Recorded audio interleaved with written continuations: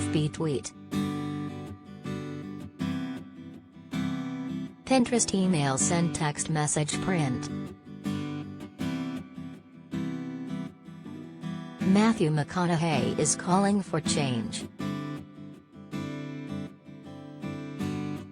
2 weeks after his hometown of Uvalde, Texas, was forever changed by a school shooting in late May, the actor, 52, penned a moving letter for the Austin American-Statesman on Monday, focusing on gun responsibility.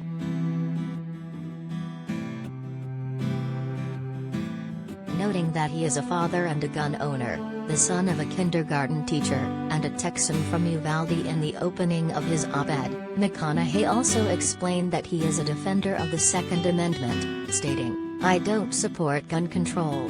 I support gun responsibility." Depraved acts of violence, with guns as the weapon of choice, are ripping apart families, testing people's faith, and tearing at the fabric of society, he continued, before adding that he and his wife, Camilla Alves McConaughey, with whom he recently launched a relief fund for Uvalde, have seen it with our own eyes in my hometown of Uvalde, where parents are attending their own children's funerals. We are all mourning. This is an epidemic of deranged individuals killing indiscriminately, parents burying their children, of inaction and buck passing, McConaughey wrote. Saving lives is not a partisan issue. Responsible Americans must step up. Making the case, McConaughey continued, there are long-term, societal factors that need to be addressed, and pointed to examples such as the need for mental health care, the prevalence of sensationalized and around-the-clock media coverage, and the decaying state of the American family.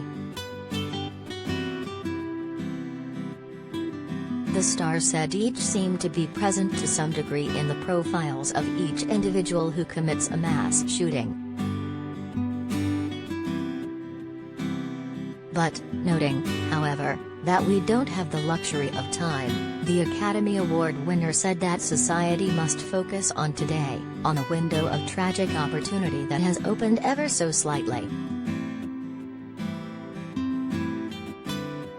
Responsible action today won't prevent tomorrow's tragedies, but it can reduce them, McConaughey stressed.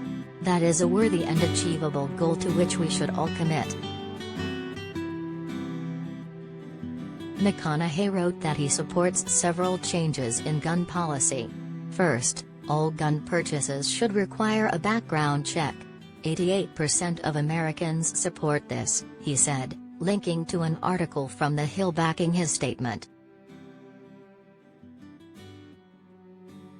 Next, McConaughey said that red flag laws should be the law of the land, referencing a law that would allow loved ones or law enforcement to petition courts to temporarily prevent individuals who are a threat to themselves or others from purchasing or accessing firearms. Additionally, unless you are in the military, you should be 21 years old to purchase a semi-automatic firearm, he suggested. Younger Americans should be allowed to shoot with their family or trusted adults, but not purchase an AR-15 on a whim. Lastly, the Magic Mike star called for mandatory waiting periods for people to purchase a gun. Individuals too often purchase weapons in a fit of rage, harming themselves or others, McConaughey explained. These cooling-off laws should be implemented nationwide.